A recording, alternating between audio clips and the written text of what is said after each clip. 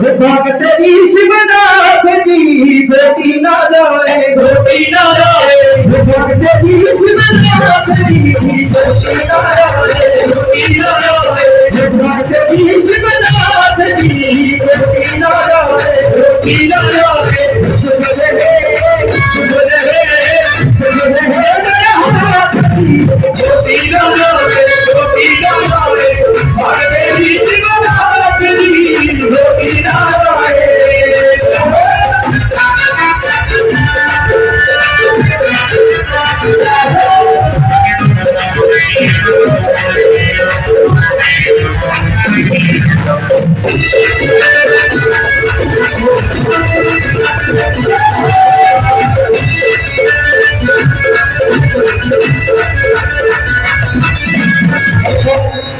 भजन है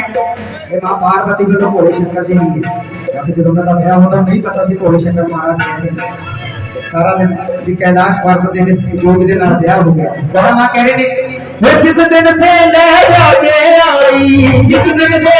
जाके आई शक्ति जोत में सर कहाई शक्ति जोत में